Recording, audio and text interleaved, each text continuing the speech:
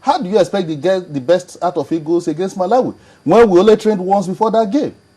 What happened? Why didn't we train? The players came in on the eve of the game. Mikel, all others, flew into Calabar on Friday afternoon. So, and Keshi complained. And now we are going into the game against Ethiopia. The only way we can't go to the World Cup if we stop ourselves. And how do we stop ourselves? The Ethiopians can go home with their ragtag team, prepare very well, and then we sit back here celebrating that we have gotten a cheap team, and then we don't do our homework well. And if, like strategists will say, if you don't plan well during peacetime, you bleed very heavily in battle. You know, so we need to plan well. Yeah, that is just the challenge for us. Doing the homework, I mean, consists of a lot here, because sometimes you just never know where the challenge will come from for Nigeria. Because look at the Confederations Cup. Nobody saw that coming. They had this row about bonuses. They eventually landed when the game had already begun. And you can imagine us staying back in as hotel African in Namibia. Champions at that. You can imagine us staying back in hotel in Namibia with the players saying no. And now nobody has even resolved the bonus issues. Oh dear. The players, after the game against Malawi, said no, keep your $5,000. They told the federation that they should keep their $5,000. We're asking for $10,000. So nobody has sat down now to talk about that bonus issue. We've all celebrated the victory against Malawi. Rear its head again at the crucial stage. These are the challenges that we face as a nation. So nobody is talking now, we have celebrated, we won 2-0, we are going into the game against Ethiopia. Nobody is talking about the bonus round. It has not been resolved. And if you don't resolve some of these issues, by the time it raises its ugly head, it will be the things that will jeopardize our chances. So we need to sit down, plan very well. We need to ensure that we go to Ethiopia early enough, because altitude is a challenge. We need to bring our players in camp, because you are not going to play a team that you can just stroll and get past easily. It was the same advice they gave to South Africa against playing Ethiopia. I said, listen, if you don't get there in good time. We need to put our ass together. But basically, on paper, we've had a good draw. This is a very good one for us. We should be able to qualify for the World Cup with ease, but we must do our homework. And talking about doing our homework, these players must be in camp early. We must resolve the bonus issue and all that. If we don't do that, then we'll be the one that will derail our chances of going to the World Cup. And that's part of what will encourage the players on when we keep our own side of the bargain. The players will definitely respect the federation and then keep it. And look at the federation. We are African champions, for Christ's sake, Chamberlain. We have football as a big brand. We are not talking of any other sport here. But this is a game that every Nigerian worship. It's like a religion. And then we're African champions. Yeah, the federation is talking of having no funds at its disposal. I mean, it shouldn't be like that. Because if we have, look at all the sponsorship they have. There are so many corporate bodies that are official this, official that to the federation. And the same Nigerian Football Federation will be looking for taxpayers' money to prosecute its competitions. What has happened to the marketing of our football? It is being underpriced. These are some of the challenges. And these players know it. They come from Europe. They are very big players. And they expect the $10,000 you are even paying them is peanut. And somebody will say, oh, Malawians were supposed to get $500. For Christ's sake, Malawi and Nigeria is not the same on the same pedestal economically. Yes, for the Malawians, $500 is big money. But for Nigeria, $500 is not big money, and these players know it. You know, truth be told. People took some of these things for granted, but they were shocked when they realized that federation officials were not even at this draw. And how come? That was shocking. That tells you the kind of way we run our football. I mean, Stephen Keshi was supposed to be in Cairo for the draw, but he was not anywhere near Cairo. And all the other coaches, immediately after the draw, were interviewed. The coach of Senegal was there. The coach of Algeria was there. The coach of Ethiopia was there. And he said that for Nigeria, it's not going to be a tea party, that they are going to give us a run for our money. So that shows you that if we don't do our homework well, we will not qualify. I agree. To me, Ethiopia is the best we could have gotten. I mean, I wouldn't have wanted us to face Egypt. Egypt, anytime, any day, will have psychological advantage over us. Do you want to play Cameroon, or do you want to play Cote d'Ivoire? The Ivorians will do that as a revenge. Well, Burkina Faso too?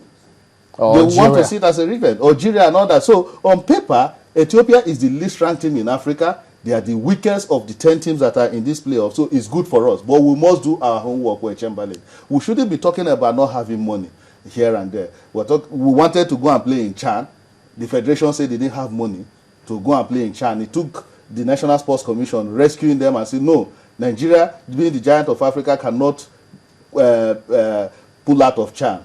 So we need to do something about the way we administer football. It's not just about celebrating the federation coming to celebrate mediocrity. We have qualified for World Cup and all that. The Nigeria Football Federation in 2014 should be thinking of how the Super Eagles should get to the semi-finals. We have the players. We have the potentials. So if Pele said it, that if there's a country that has won under 17 World Cup, a country that has played in the finals of under 20, some 10, 20 years back, should be thinking of aspiring of going into to play the semi-finals. Perhaps we'll rather we'll qualify first, and then we'll not get to the semi-final we'll get to that bridge. Yeah, we'll but then, Chairman, what I'm trying to say is that we'll have a good draw.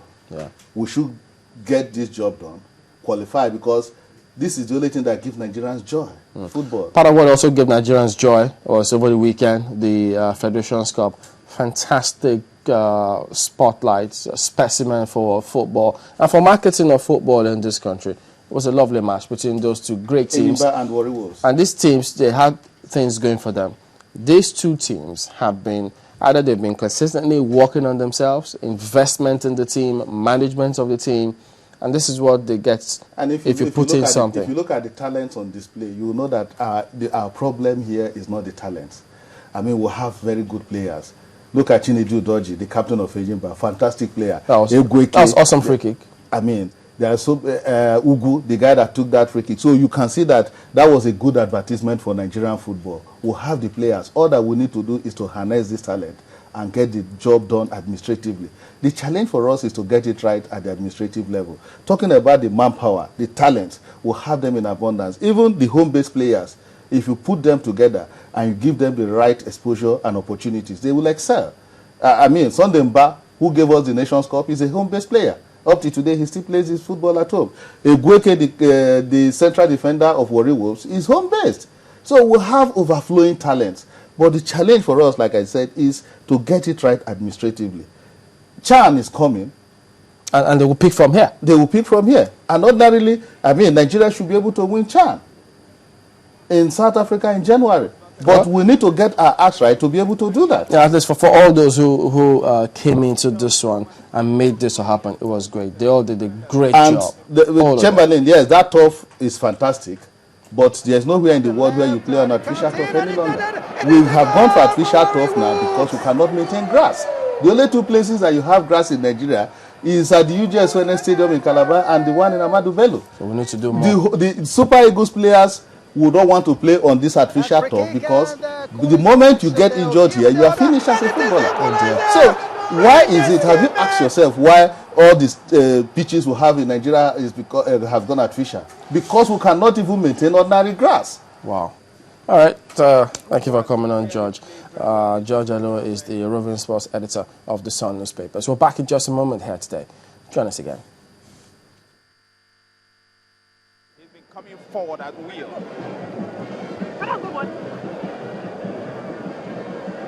And so it is a good one. This is going to be the second goal. It is going to be the Warri Wolves. Enyimba's defense in 60s and 7s. Really bad. And save Enyimba. It's in a good position. But of course, it's Wolves who have the lead. They may have been outplayed in this second half. You can see Xavier had the beating of the Warri Wolves man there. Victor Ezema. I don't know what Musa Kundi is complaining about. He had better obey the words of the referee. Obey me.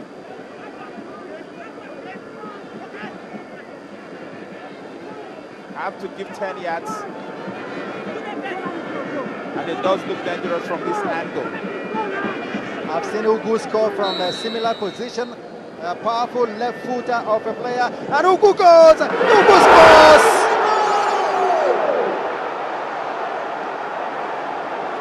What a final we have in here. Ugu has put Enyimba on the level. Yeah, you know, those days when JJ would just take some of those free kicks against Cameroon, and you just love seeing all of that. But okay, let's go to the tweets and time. yeah, we should expect some